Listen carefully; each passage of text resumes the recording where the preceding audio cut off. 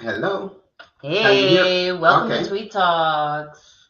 Sorry about that. We were muted for a second. Welcome to Tweed Talks on a Thursday night, not a Monday. I'm a little bit confused, Yes, but we are. not really. Well, I had a hustle there for a little bit, and Mm-hmm. the video that I wanted uh, to come in, it didn't finish. So we had to, So here we are. and there's two. So how you doing? You look lovely. Fabulous. Fabulous. I was half dressed coming from gymnastics. Mm-hmm. It was an interesting day at gymnastics today. It was. It was It really interesting. was. Had to talk to one of the parents, but we couldn't really finish talking because we had to do the show tonight. Um, what we're talking about today Mm-hmm. is very dear to me because there's some things that happen that I could be transparent and at the same time I don't want to be totally transparent because some people will get hurt if I open up. Um, and there's some people that shouldn't be involved on this. But having said that, there's a lot of times that we don't say things to protect other people that wouldn't mind hurting you anyway. Mm. So but and there's people involved, and I could be transparent, but I won't mention any names. Yep. There's always that. But anyway, one of the things that happened is before my daughter passed, Mm-hmm. she called me and told me that she was having clinical depression, and that was the first I heard about it, Mm-hmm. and I didn't know, and we were struggling a little bit to that. Yeah. We were going through that, and I remember the last photo that I took with her when we had a big talk about that, how she was feeling. Yeah. And the thing is that sometimes we take things for granted Mm-hmm. because she said, I have this, and the first time she told me, I wasn't sure, but then the last conversation that I had with her before, um, then I was completely sure, and we were working on it, Yeah. and she was doing much better. So that's why this subject here is so very dear to me. Mm-hmm. Um, Yeah. And I think, everyone, no matter what walk of life you're from, someone that may be struggling with their mental health or with a mental illness. Even if it may not be us personally, it could be a friend, a family member, and no one is immune to it. And that's something that I have been learning over the past several months. and one of the things is that it doesn't discriminate, and Mhm. people think, and the way that they look, because it's kind of invisible. It's visible Yeah. and it's invisible, so Mhm. people don't see it. And well, like if you get a cut on your arm, Mm-hmm. people see that and say, "Oh yeah, you got a cut on your arm." Yeah. But and but this is something that you don't see it, and people will be acting peculiar, acting a different way, and people just you know they don't They understand don't it, they don't get understand it. it. Mm-hmm. Yeah, and I mean, and just attending the NAMI conference back in November, you hear it affects people from all walks of life. You have, you know, teachers, students, you have firemen, athletes, just everyone, people, high class, lower class. It doesn't discriminate, like you said. But we're gonna have a really great conversation today. Right. We have several folks on that are going to help us shed some light on the subject, talk about their experiences, or talk about their role in working with those that are struggling with mental illness. We have. I'm gonna play the video while.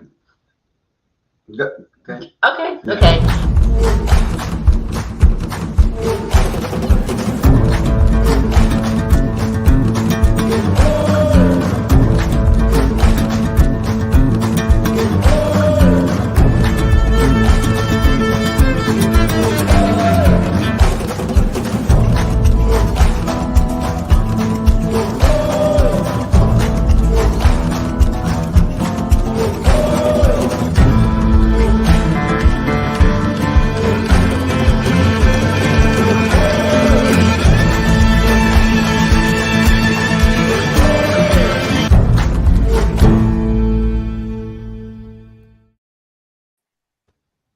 Hello.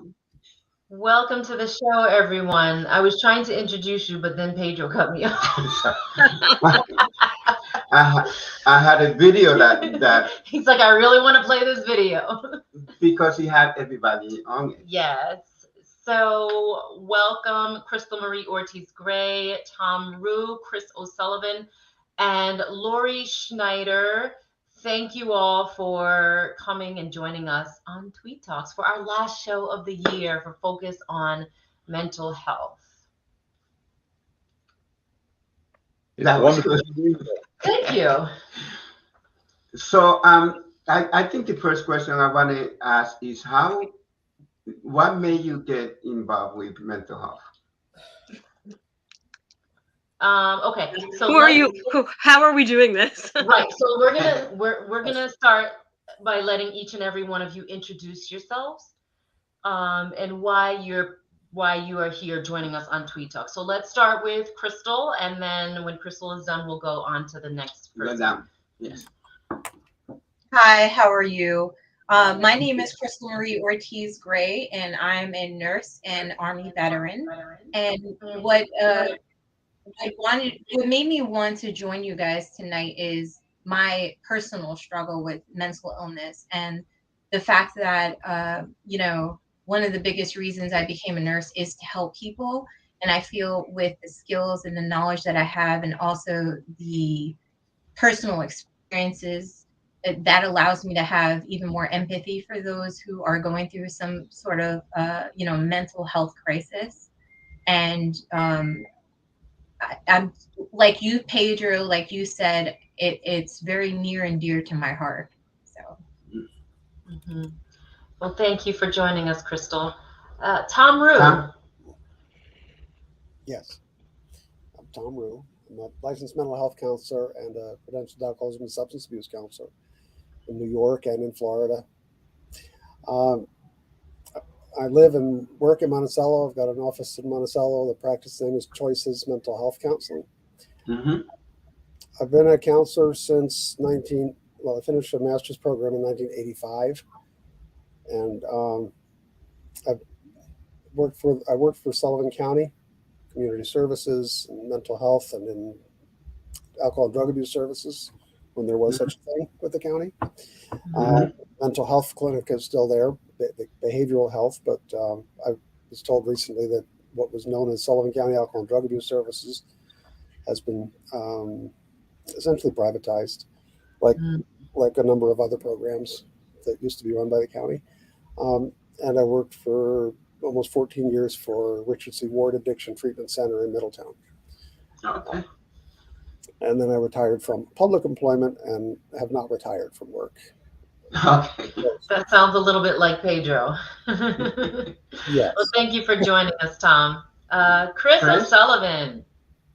Hi, I'm Chris O'Sullivan. I have major depression. I actually had a professional life doing analytical chemistry, and eventually the depression became too much for me to function, and I came back to New York to focus on my mental health. Mm-hmm. The support I got from other people with mental illnesses was so critical for my moving forward that I now work with NAMI of Sullivan County. Mm-hmm. Try to give a little bit back. That's so important. Very important to give back to the community. So thank you for joining us, Chris. And Lori. Well, thank you for having me. And I'm the executive director of NAMI Sullivan County. I work with Chris, and he gives much more than a little bit back to his community. Known Tom for a long time. Crystal, it's a pleasure to meet you. I've known Crystal for many, many years, and Pedro. And it's interesting because what you were saying before is so true. I've been with NAMI Sullivan County forever, since 1988.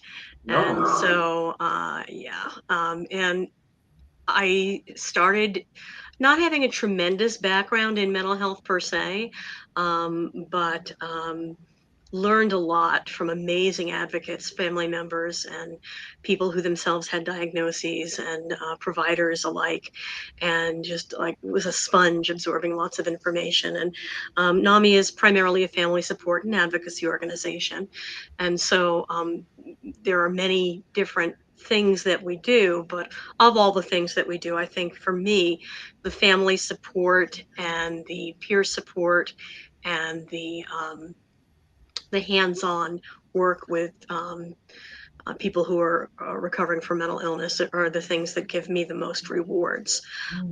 And you were talking before about being transparent, and I remember at one of my first NAMI New York State educational conferences back in the late 80s, there was a very big adult, children, and sibling network that was starting out, because prior to that, most of the people that were members of NAMI were parents of adult children.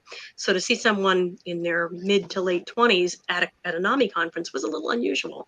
And people kind of flocked to me and said, "Oh, are you a family member?" And I was kind of embarrassed to say no. I was I was a professional, pseudo professional. I was not a family member. And somebody said to me, "Not yet." And I thought, well, what are you wishing a mental illness in my family? And unfortunately, or 1 in 4 to 1 in 5 families, depending on the study that you look at, you don't have to dig very far beneath the surface, of immediate family. It's really every family. And I found out only afterwards that I am a family member. I lost my first cousin to suicide 26 years ago. And I have a sister who argues for her right to be depressed. So, yeah, it is something that affects everyone, and it is very important. A wonderful way for you to enter your year. Thank you so much for addressing this. Tom, what made you get into this field?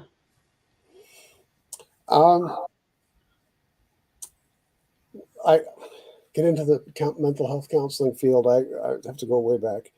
My teenage years, I guess. I had a tumultuous adolescence and running away from home, and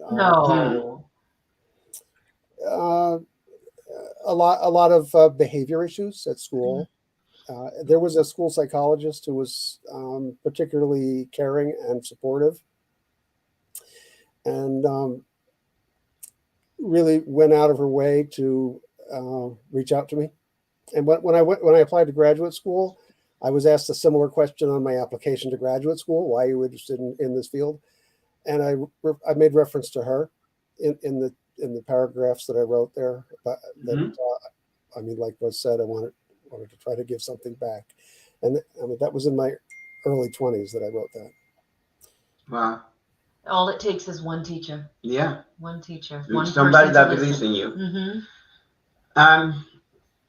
So what advice do you give people that that are suffering from like Chris? What things that you do to help manage this?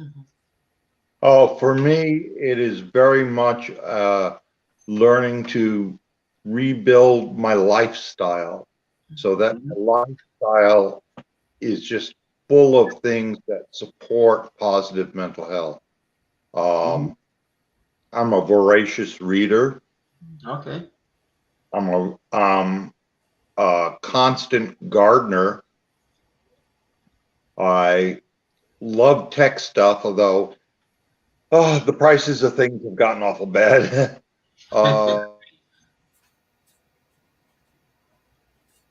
Yeah. Crystal, what? Oh, I think you are muted. She'll probably come up. Okay. Crystal, what do you do to help manage?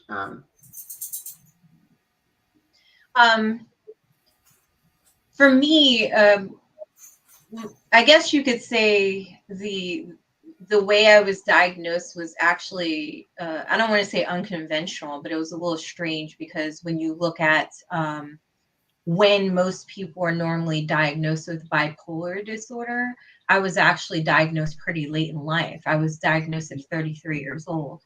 it wasn't until I was diagnosed with the bipolar disorder that I really started to dig deep in try to find ways to not only, I don't want to say make myself feel better, but essentially make myself feel better. And I enrolled myself into a program while I was in the Army. And they believe heavily in cognitive behavioral therapy. Mhm. And I was in that program for, I want to say at least eight months. Mhm. And I learned so much. Something as simple as mindfulness. It's Right. amazing how much that can change your mood, change your thought process. Um, some people kind of laugh at me, but one of the mindfulness activities that I actually really enjoy is coloring. Okay. Mhm. Mhm. And I don't know, maybe it's because I'm an artist at heart, but that's something that just makes me feel better. And another strange thing that I like to do, I just like to submerge myself in my hobbies. I also like to detail cars. So that's another Mhm. thing I really enjoy doing. Oh, I'm glad I have your number. I'll do it. One of the similarities that Crystal and Chris both share is that they both said because they suffer from it, they wanted to give back. Crystal through her nursing, and Chris through being involved with NAMI New York State. Mhm. And I think that's very important because you're speaking from experience and you can speak to people and reach them on a level that maybe someone who hasn't struggled with mental illness can. So I really appreciate that. Ever since we said we would do this show, we've been watching, documentaries or different programs on mental health and mental illness. So Mhm. Crystal, when you said cognitive behavioral therapy, that was one of the things that I wrote down that I wanted to discuss. So maybe Tom or Lori, or maybe Tom and Lori, if you guys could maybe speak on that a little bit about, what your knowledge is of that and how it works. Lori, you can go ahead and start. I actually think Tom would probably be better suited to answer that question. Okay. Only because I'm not a mental health professional, and what I know about cognitive behavioral therapy is stuff that I've learned at conferences too. Okay. But I've heard some amazing things about it for Mhm. sure. Okay, great. So Tom, if you can go ahead and speak to that. The way we think about the world shapes how we feel about the world and how we feel about ourselves. And I guess that's the foundation of it. Um, and it starts with talking and reshaping the worldview. Okay. It's obviously from as you can tell from the title, it's very cognitive. Um, Mhm. the approach is uh,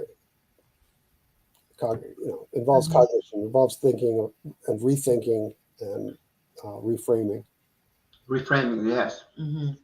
Yeah. I was I'm training someone right now with exercise, and she had a lot of anger problem. I'm not going to mention her name because, like I said, I'm going to be transparent, but I'm not going to mention names.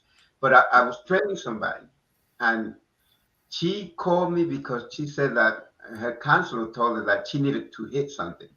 Mhm. So when she said she needed to hit something, I was wondering what she was calling me. Maybe she wanted to hit me or something.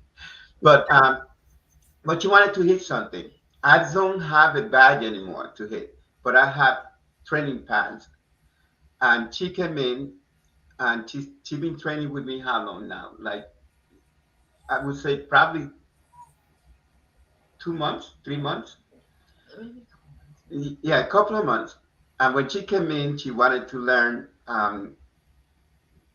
you know, to hit something. So I started teaching her boxing and kickboxing. And it wasn't until today when we had the class today that she said, I saw her face change. And then I realized something happened, something clicked. And what happened was that when she was hitting and picturing all the people that hurt her. And because she had a really bad childhood. And then today, when she was punching, her face had changed. she was no longer thinking about the people that she was hitting, because I said, every time that you come in and say, I'm hitting you, I said, you're still holding on to that. You're still holding on to that image of the people that hurt you. But today, she said, I was very glad that when she hit, she wasn't thinking about that anymore. She was just enjoying the exercise. So I heard, I mean, like my wife said, we've been watching some mental health things, and they were talking about how exercise help mental to handle. That's why I was asking, what did you do? Yeah. Because they recommended yoga and Tai Chi as well then. And It's mindfulness. interesting you mentioned that, actually, because as you were talking about that young lady, that's exactly what I was thinking about: exercise, how important it is.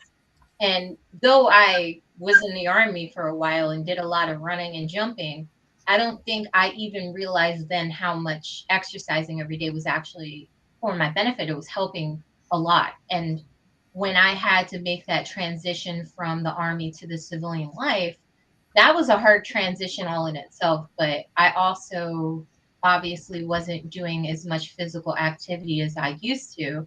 And it definitely took a toll on me. So it took a lot to force myself to go back into the gym. So I'm actually really proud of that young lady, because I don't think some people realize how difficult it is to motivate yourself sometimes to do something that simple. Sometimes I can't even motivate myself to leave the apartment. So, it's things like that. Yeah, I heard that. I think sometimes I felt that way a couple of times. Not to the degree of what some people had told me, like you just said, but a friend of mine just told me that she was in her house for 2 weeks, not calling anybody, not talking to anyone, and she couldn't get out of the house. So I can only imagine how that feels. Exercise used to be quite a big part of my routine, but I'm afraid I've reached the age where I do that favorite old age activity of collecting diagnoses. So I have 3 aneurysms and have been told to take it easy. And so the exercise, which is, you're absolutely right, is so helpful, I've had to cut way back on. Okay. Can I inject something here? Sure. Yes. I don't know the young lady you're talking about, Pete, but I do know you well enough to suspect that when you train somebody, you interact with them and you offer feedback, I'm sure. And the relationship that you have with your students at the gym, I think is more than just exercise, which is, exercise is critically important, but I think that you add another element to that in the relationship as a teacher. Yeah, agreed. And what you were saying earlier about having that one teacher or that one person that believes in you. And, I've said for years, Pedro, that you are just one of the most calming and caring people I've ever known. So, and again, I think anybody that's ever had a conversation with you, let alone had a mentorship with you, in that you're taking them on in the gym, absolutely feels that connection, and that's a very important thing. It's a very important thing. Absolutely. So let's move on to. So I specifically want to ask this question to either Crystal or Chris. Crystal, you said you were diagnosed later in life with bipolar disorder. Did I have that correct? Yes, Was ma'am. there a trauma that maybe triggered that, or? Absolutely. And I'm so glad you asked that, because that's something I wanted to touch on a little bit later when we talk about signs. But I had, I'd say, a decent childhood, but unfortunately there was a traumatic event around the age of 12. Unfortunately, my parents split up and we had to move, and a lot, my whole life basically changed. I think that was part of it also. Unfortunately, I was also abused as a child, as an older child, which is, I think, a little bit strange. it more dealt with the fact that, number one, my dad also had a mental illness that we were unaware of, but he, I was the last one out of the house because I was the baby. So I think once all the focus was taken away from the siblings, it was all kind of like spotlighted onto me. Mhm. And then, of course, a lot of the things that I went through while I was in the military, I think that was kind of like the final, I guess you could say, that was the final trauma that I had that I think really triggered it, because I didn't notice that that I was doing anything wrong, that I was doing anything abnormal. And it wasn't probably until about 2015, 2016 timeframe that I started to notice, like, I have this tendency to kind of fly off the handle. I wonder if that's just who I am, if that's part of my personality. But I never thought anything about it. And my last duty station was actually Fort Carson, Colorado. And that's where I met a phenomenal psychiatrist who I saw for quite a bit of time. And, she was intelligent enough to sit there and go back through all my mental health records from 2008 when I joined to the current. And she kind of put the puzzle pieces together, and she was the one who figured out that I was actually bipolar and that I did not have major depressive disorder, which is what they thought I had. Mm. And I also read an article recently that said that that's actually more common than we realize, where someone who's bipolar will be diagnosed with depression, some form of depression. And then maybe a couple of years will go by and they'll realize, okay, this isn't actually depression, this is bipolar disorder. And then, there's always the biggest struggle. And this, Chris, I'm sure you could chime in on this one. Unfortunately, everybody's different. And with those differences, you have to worry about how difficult it is for these patients to find the right combination of medication.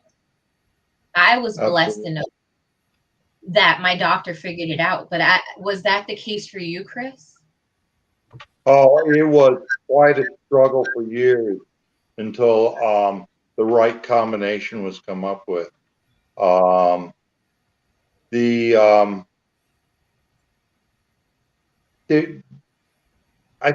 found it very difficult to communicate my illness. I grew up in a family where mental illness was a deep, dark family secret. So I thoroughly trained to never say a word about this outside the family. Although I did get to actually talk to someone when I was 8 years old. My school district got me into some counseling, and which my dad promptly yanked me back out of.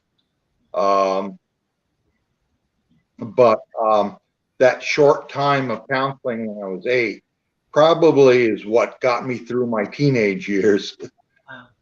Wow.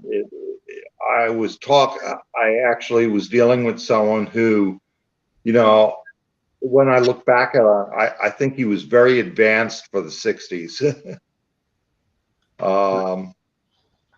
But I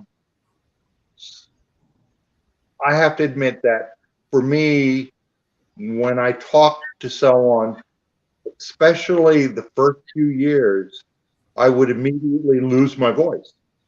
It was so ingrained that you never discuss this outside that it was very, very hard for me to communicate what was going on.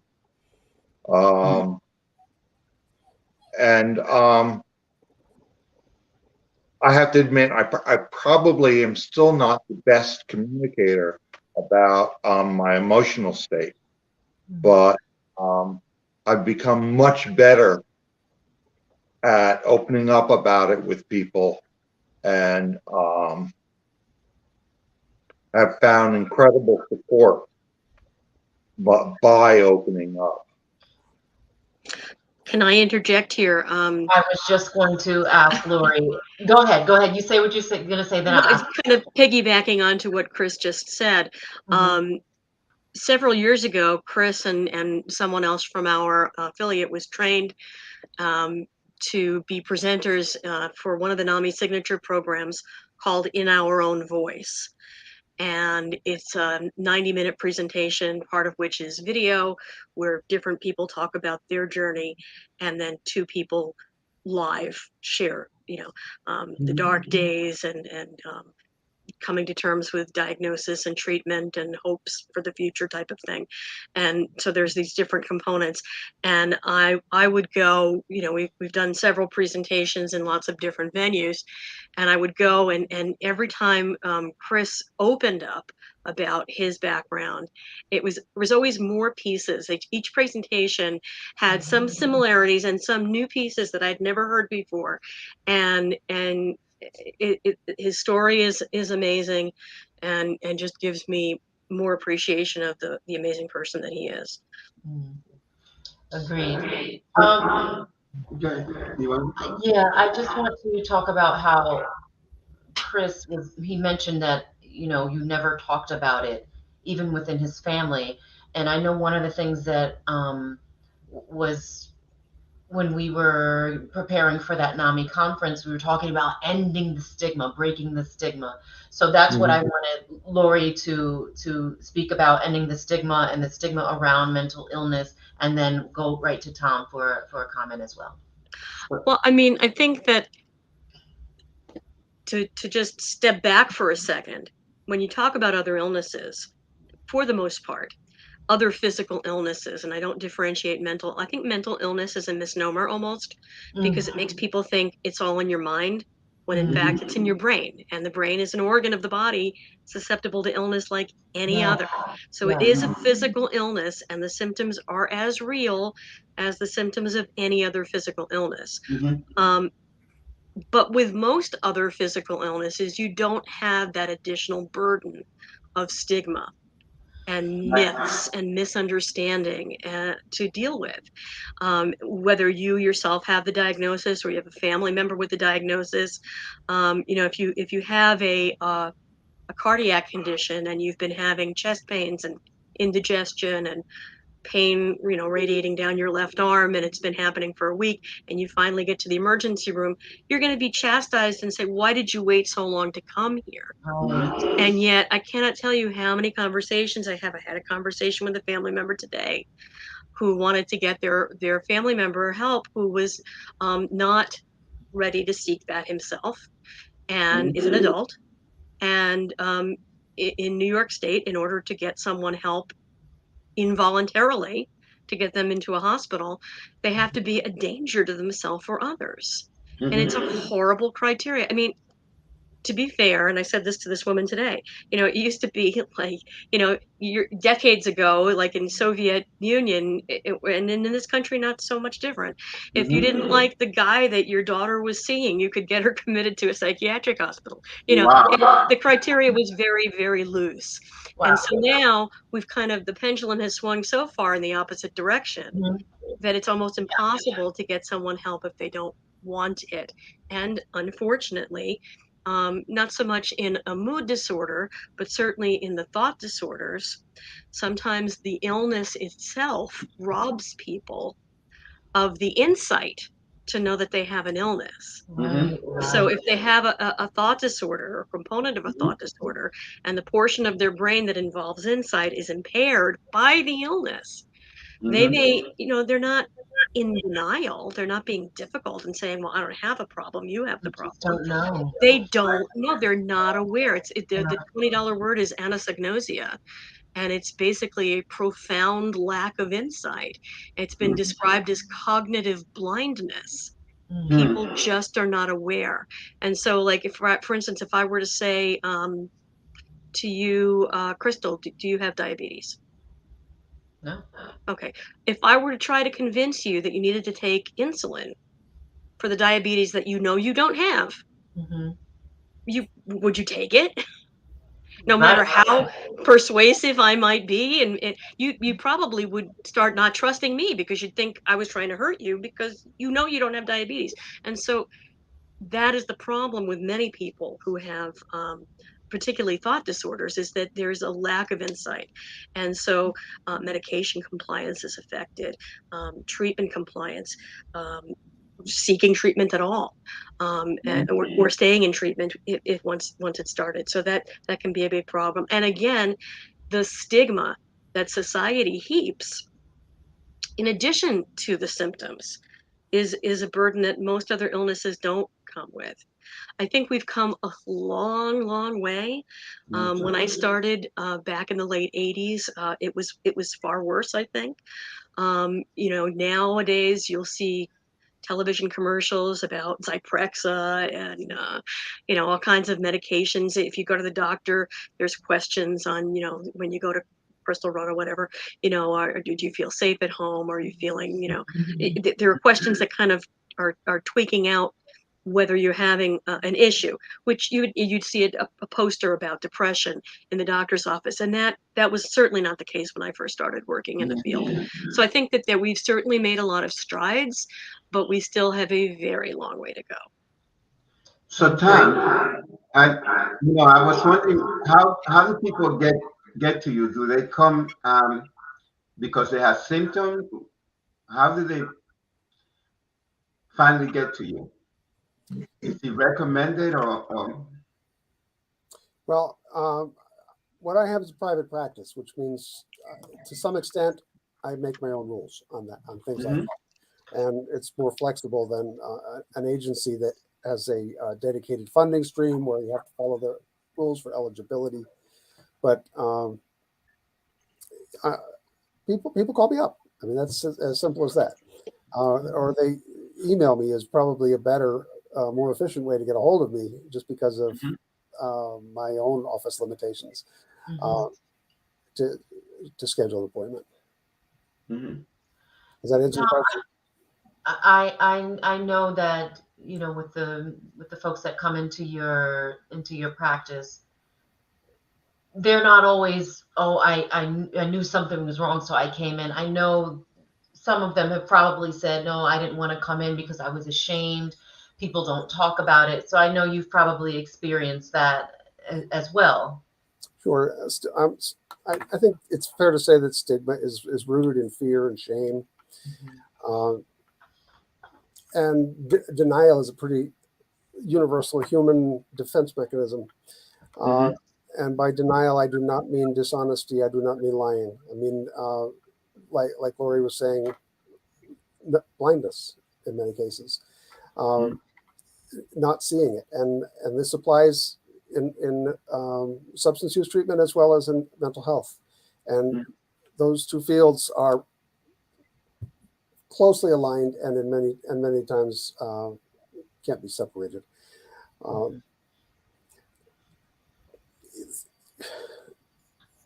There's something about admitting our mortality that is scary, and so it's difficult sometimes for people to admit any kind of an illness. And Lori used the excellent example of diabetes. I've known people who were newly diagnosed with diabetes who could not believe it, would not believe it, no matter how many doctors told them.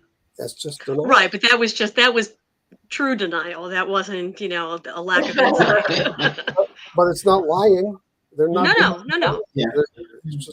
It's not me. That can't possibly be. Exactly. Yeah.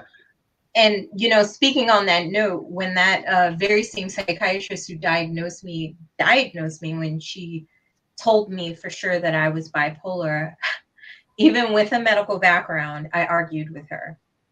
That was true denial. I looked that woman in the eye and told her, no, I don't. There's no way I'm bipolar. I wouldn't have lasted this long. But I'll be honest with all of you. In the back of my mind, I knew she was 100% correct. She couldn't have been more correct. I exhibited the classic signs and symptoms of bipolar disorder.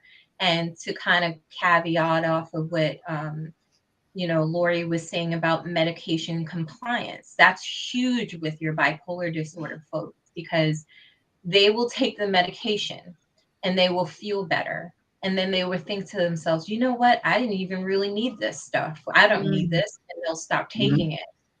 And as a, you know, I was a medic before I was a nurse. As a medic, you would think that I would have known better. But I did the same thing a couple of years ago when I got out of the Army. I said, you know what? Maybe I'm not bipolar. So I stopped taking my medications. And that was the first time in my life that I could actually, it was like being outside of my body. I was able to look in and say, wow, that's the way I've been acting for the past God knows how many years. I mean, so I'm very grateful for that psychiatrist, as you can probably tell. And then just to also caveat off of the topic of the stigma behind mental health, it is live and well. Not to, you know, blab on forever, but I will say this: the way I was treated on my way out of the Army, I don't even have a word for it. They treated me as if I had a communicable disease.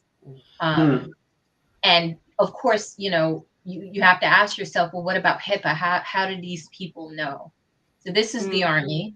This is a Army hospital full of medical personnel, and they were violating my rights by even knowing. And then, you know, and I had to deal with the way that they treated me. So I can imagine what happens to civilians. I'm sure, it happens to everybody. I can imagine what happens when people are put in that kind of situation where they can't.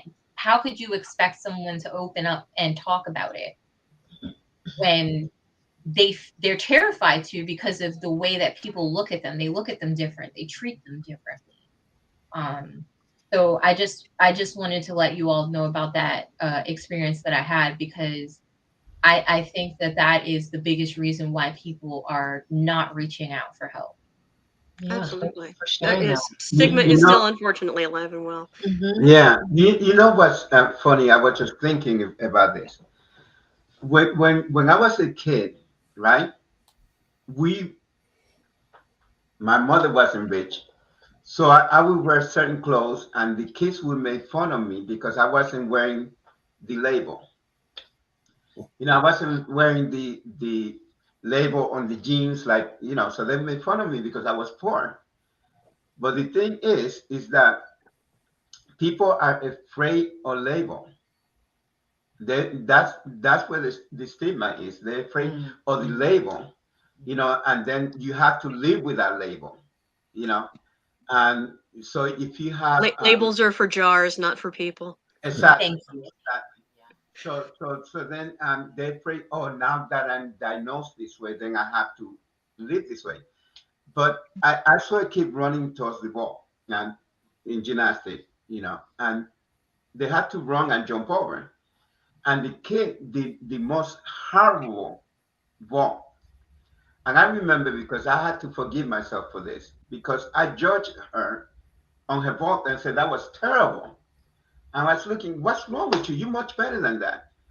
And she had stubbed her toes and hurt herself, but she didn't want to tell me. So because she didn't want to tell me, I was treating her different because she didn't want that label. I'm a weak gymnast, you know. So then she went and she did a horrible job going over the ball. But if she had told me that she had stubbed her toes, I would have understood.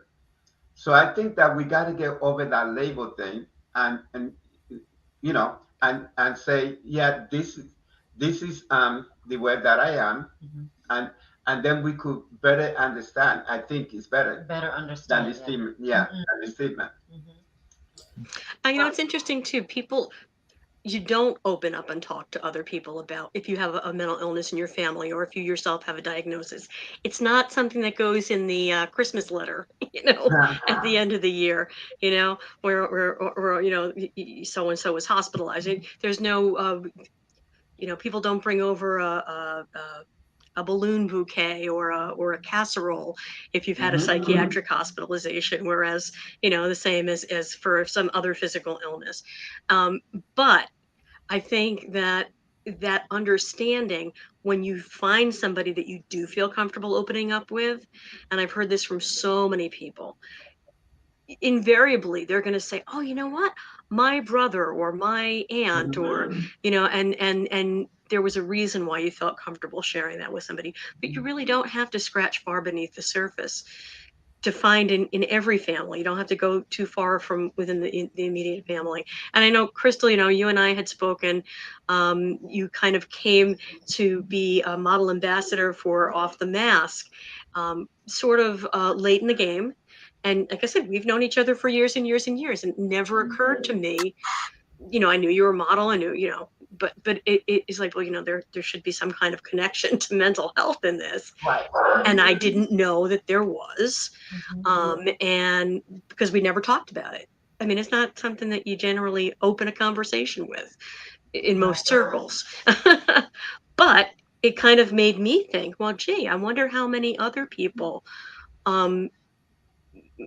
maybe don't even know what I do for a living, depending on how they know me, because there's so many different sides to every person and different facets. We knew each other through theater and, never discussed mental health related issues. But how many people really, if you scratch just a little bit beneath the surface, it's really every family. Absolutely. I And- love the points that you keep making, Lori, that the brain is something that you need to take care of as well. And we were watching, okay, the name of the program is Mysteries of Mental Illness, and it's on pbs.org. I actually have the link, and I'll share that as well. Very, very interesting. And they made the point as well. Like, people treat broken arm, they treat a sprained ankle, or this, physical, like a bone or something like that, that is broken or that is bruised. But, not even considering that you have to also treat the mind. If the mind is sick, you have to give it the proper treatment, whether it's, different therapies or different medication. And when I heard that, I was just like, of course you do, Yeah. because it's all connected.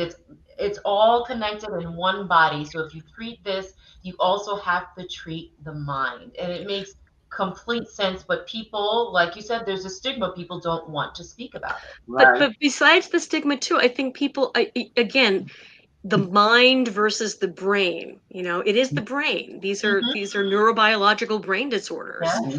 Okay. And I think that when people see a behavior, because if you look, the definition of mental illness is it's feeling the way people relate to one another, the way they think and the way they feel. Thought disorders, mood disorders, and if you see a behavior, it's hard to look at that as not intentional. It's a behavior. It has to be intentional. It has to be willful. Well, Right. no, it doesn't, because it's called a symptom. A symptom of hypertension is one thing. A symptom of schizophrenia is another. So the person who is hearing voices or responding to them and acting in what other people consider a bizarre fashion is symptomatic, and it's not any different than having a blood pressure of 200 over 100. And how are you going to be feeling then? Probably not too great. So I think it's very hard for the average person without experience to look at a behavior or look at a set of symptoms that look very bizarre and not see them as intentional. One of our board members, and I won't mention names, but when they come to Sharing and Caring, which is our family support group, if there's a new family there, they'll share a story that when before they knew they had a mental illness in their family, I think it was when President Reagan was shot, and the Hinckley, I can't remember. Hinckley family was being interviewed, and they said that they had been trying to get their son help. And this woman says, yeah, I wonder how hard they tried. She thought to herself in her naivete, She says, and then God showed me how hard they tried because her son was diagnosed with a mental illness, and Wow. yeah. So you have a tendency, we as human beings have a tendency to, have prejudicial feelings about what should be or what is if you don't have experience. And when you Right. have a little bit of experience, you realize how wrong you were to have thought the way you did. Yeah, one of the things that happened was when Simone Biles, and I got into big discussion with other coaches. I was surprised because that's not a new thing in gymnastics. That had happened before. It happened to one of my gymnasts. So I got really upset when they were saying all these type of things. Oh, she's faking it, and She's an Olympic gymnast. She she's an shouldn't Olympic be, gymnast. you know. But I know for a fact that there was something wrong because I could tell just from watching, because when it happened to my gymnast, I saw the same symptoms, the same things were happening. It doesn't matter whether you're high level gymnast or lower level gymnast. We're talking about things that has no logic and make no sense at all. It They're makes no they're sense. equal opportunity illnesses. Right, right. And I'm talking about a kid that could do doubles and then they couldn't do a cartwheel. So it goes to that point. And I know that when she was going through that, I knew that there's so much pressure on her. And people that never been there didn't understand it. So they were passing judgment. Oh no, it's no mental illness. She's just a spoiled kid. But if she was, how did she get to that level? Because she won the last Olympic. People don't remember that. Because if that was the case, she would giving up on the first Olympic too that she went to. But that was my 2 cents. So, Crystal had mentioned earlier about her struggles in transitioning back into civilian life. So I wanted to jump over to Tom and just ask, if in your professional career in treating veterans or soldiers coming back into civilian life, what types of struggles they had and how you helped them handle transitioning back into normal life. Well, that has not been a specialty of mine. I don't work for the VA. I don't work specifically with veterans. I was in the Air Force long ago, but not in combat. So I can't really comment on that specifically. But one thing that I did want to mention in the context of the mention of neurobiological components and mental illness and the treatment of mental illness, I think that the relational component is also essential. To have somebody there that you can talk to, and that's where counseling comes in, and it goes along with and is allied with psychiatry. But sometimes it's enough, depending on what the condition is. And I'm sorry, Crystal Tweed, that I couldn't be more responsive to your question about. Oh no, that's fine. That's fine. You speak to what you know, and that's completely fine. But maybe, Crystal, you want to share just a little bit about your struggles with transitioning back into civilian life, if you could speak to that. Yes. So the hardest part for me was not having those people around me anymore who I was so used to having around me, who I knew I could just walk over to their room or go over to their house and be able to have those conversations with them. So what you were saying, Tom, is so true about having that person that you can talk to, somebody you can open up to. Yeah, I mean, it's always great to have a psychiatrist and a psychologist, but I feel like you always have to have that one person that you could pick up the phone and call or go. I think it was, for me, it was more I was used to being face to face with my battle buddies all the time, and so I lost that camaraderie, and it kind of sent me into a depression, and also that routine. I didn't know what to do with myself. I was terrified. I didn't know if I'd be able to get a job. I didn't know if the VA would, begin paying me right away. So that was a lot of the thoughts that were going through my head while I was transitioning. I can say one good thing about the Army in particular is that they do have a transition program that they do put soldiers through, and soldiers are actually supposed to do it within the 12 months before they actually get out of the military. And it does help a little bit, but it doesn't cover the things they don't tell you about, I guess is the best way I could put it. The nights where you can't sleep because all you think about is your experiences and your friends, and how you get this sense of or this feeling that you're never going to see your friends again, kind of thing. And I think that's why Facebook for me is very big, because that's how I keep in touch with a lot of my Army friends.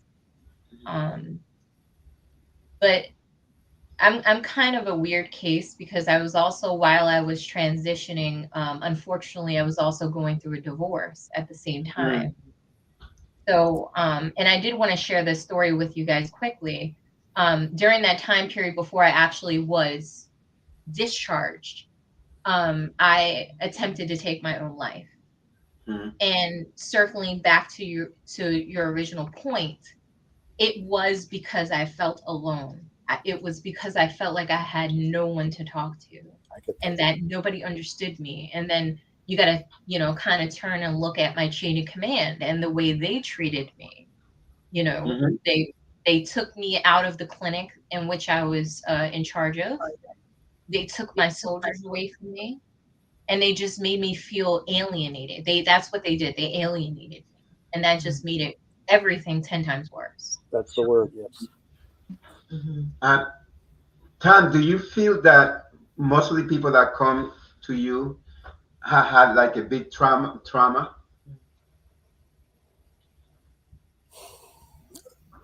I think that's fair to say. It's a very broad question, but I think that's fair to say that something preceded the presenting issue, and sometimes it takes a while to get to that. Wow. Okay. Yeah, there's sometimes people that could be around a lot of people, and that love them, and they feel sitting there feeling alone. Yeah, go ahead. And that's true for people who come for so-called mental health issues. And I say so-called to distinguish it from substance use issues, because I've been, and many times, as I'm sure everyone here is aware, substance use disorders are a form of self-medicating mental health issues. And it's extremely common that there's some kind of trauma underneath that, and it's like peeling an onion. But it's essential to be respectful and to listen and to make sure that they know that they have a safe place to share that. No, that's very important. Awesome. Yeah. I wanted to jump over to Chris. So, Chris, talk about, you mentioned in your childhood it wasn't spoken about, the mental illness that was within your family. But now, how is your support system now? Do you have support system from your family? I know you do through NAMI, of course. But how is it with your family? It's kind of odd. I come from a very large family. I have 8 siblings. One deceased relatively recently with early Parkinson's and Alzheimer's. Mostly, we barely talk about it.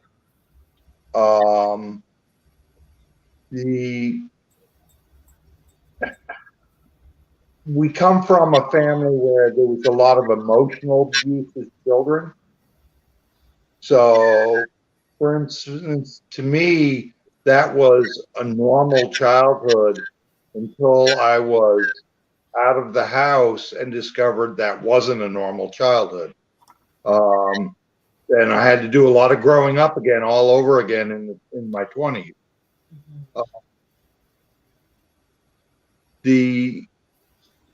I would say out of my 7 remaining siblings, 6 of them are on antidepressants. It's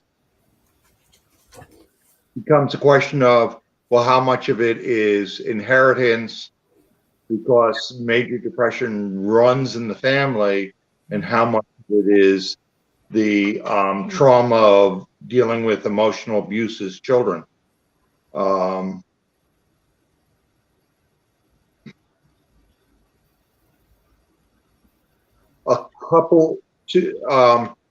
I talk a little bit with my oldest sister, who has, much like me, been in much more serious treatment as an adult. But at the same time, we find it very traumatic to discuss our illness. And it brings up a lot of bad childhood memories too. So, and some of my siblings, they may be on an antidepressant, but they will not touch the subject at all. Okay.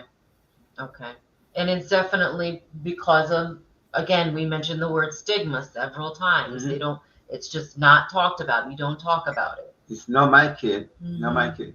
I saw your kid doing something wrong. Not my kid. No. But I personally saw your kid. Not my kid.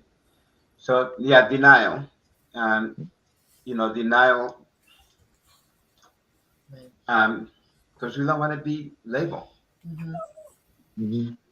So I have one of my grandparents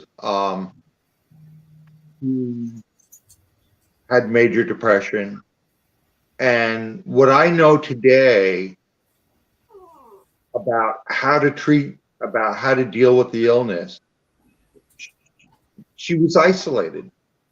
That was the family response to her illness, was to totally isolate her and tell everyone to stay away from her, which was a horrible thing to do. Absolutely. So in that, at least attitudes have changed tremendously. I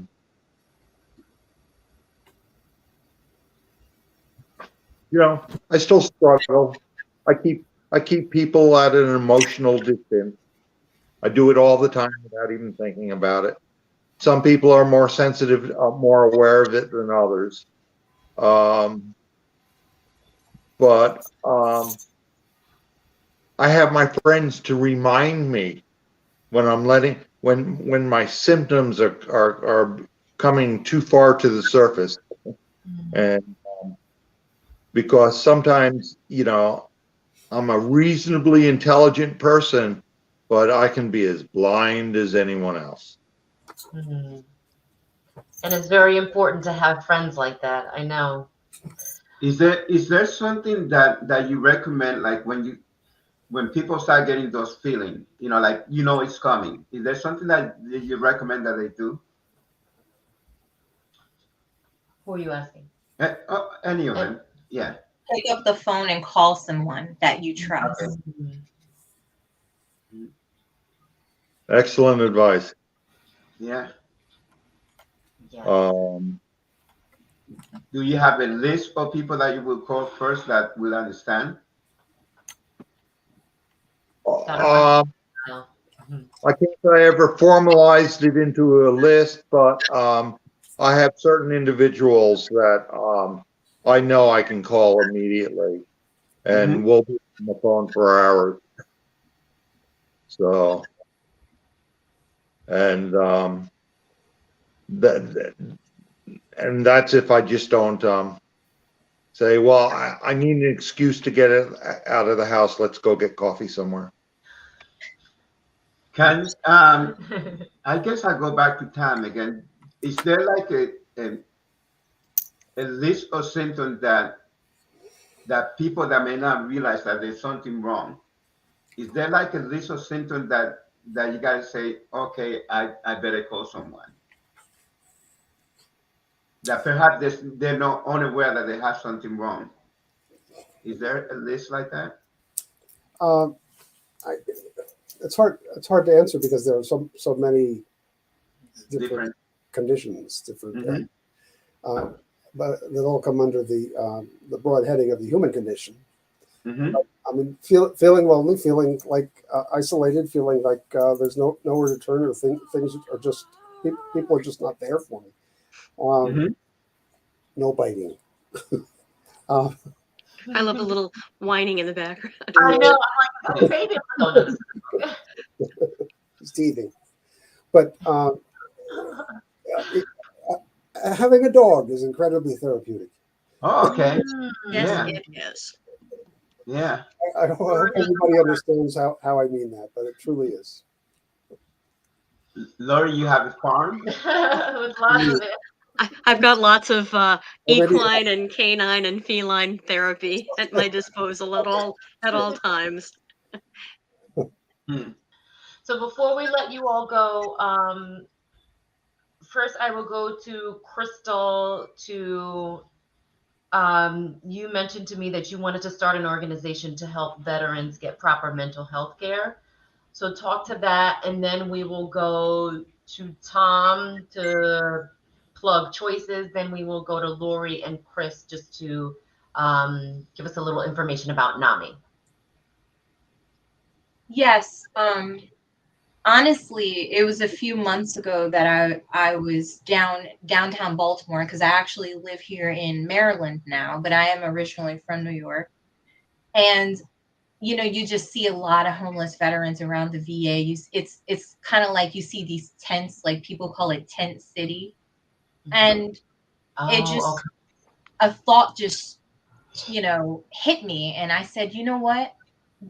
I understand that these resources are available for these people, but if they have mental illness, can we really expect them to be able to, to have the capacity to know where to go to reach out for help? So that's when I got the idea that maybe we should enlist some healthcare people, like nurses, doctors, you name it, mental health therapists, anyone who has some type of background, and reach out and grab these people and help them.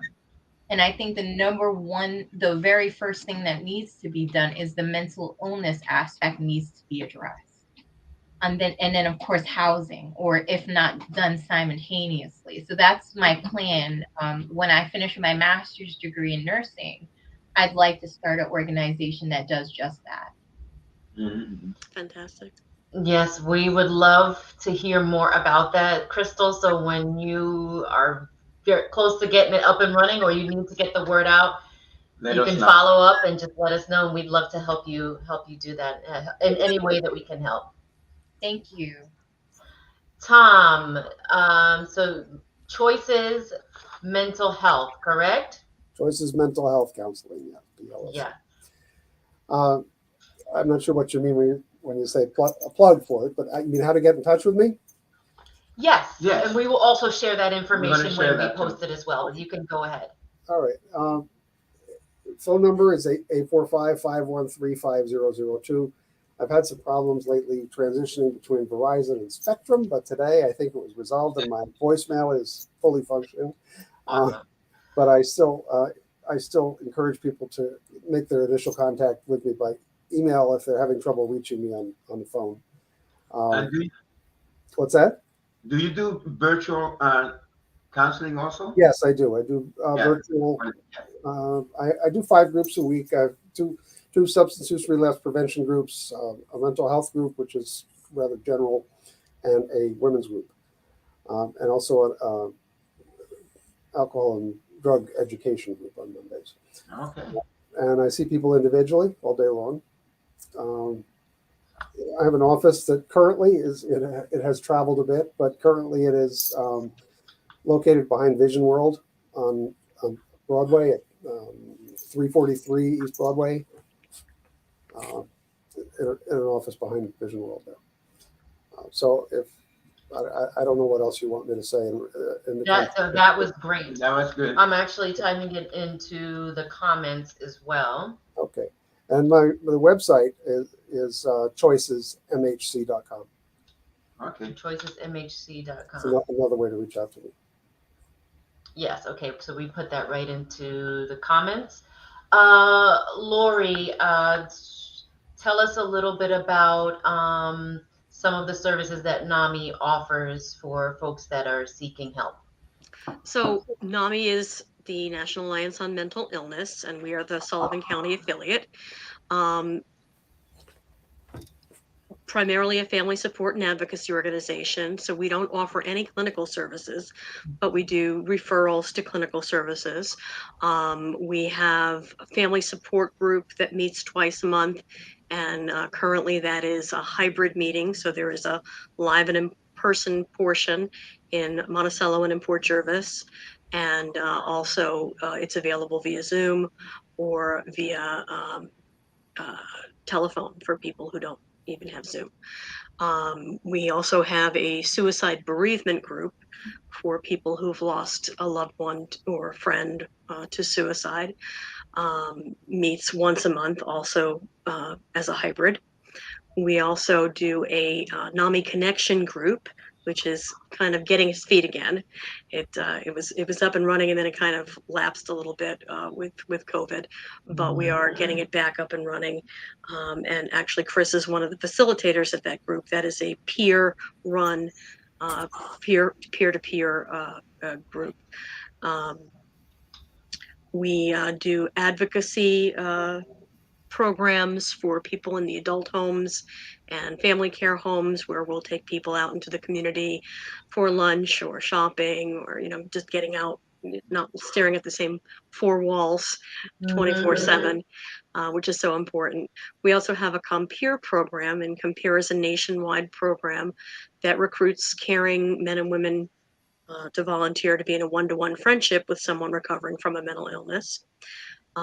We also have a MICA Compere program, MICA meaning mentally ill, chemically addicted.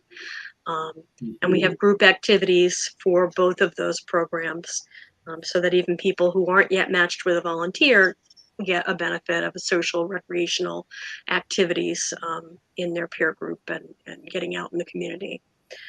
Then there's some other things that we do that are less interesting and time constraints. We'll have to talk about that another time. Okay, well, thank you for sharing that, Lori. And Chris, Lori mentioned that you, what was your role, that you run was it a group, Lori? Is that what you said? Yes. The peer support group. Peer support group. It is amazing the effect of approaching people as an equal. You're not a professional dealing with a client. You're just peer to peer, and it makes it so much easier for people to open up and feel that they're supported by the people around them. That has meant so much to me, to be able to feel that I'm giving back that way. And in our own voice, which we haven't done in a while,